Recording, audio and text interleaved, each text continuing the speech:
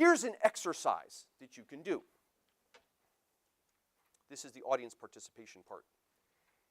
These are the CBO numbers. So what you're seeing here are that's that chart I showed you before, the incomes according to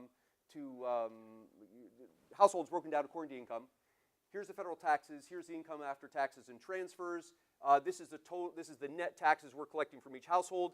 This number, which you probably can't see in the back, is the 2012 federal deficit, which is $1.06 trillion. 2012 federal deficit.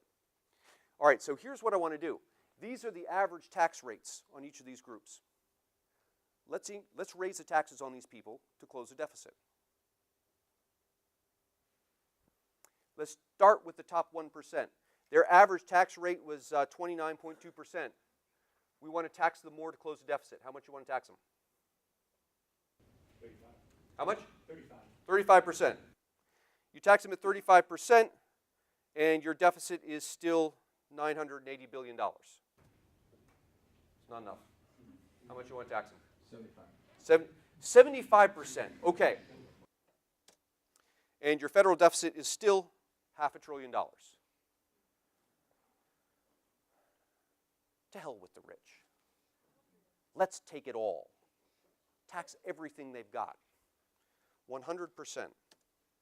And you still have a $100 billion deficit.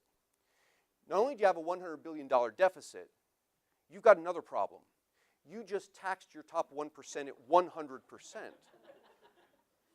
What are they going to do? Leave.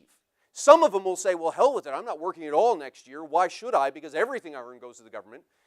More likely than not, because they're in the top 1%, they're going to say, see you guys, and they go somewhere else, outside of your taxing jurisdiction.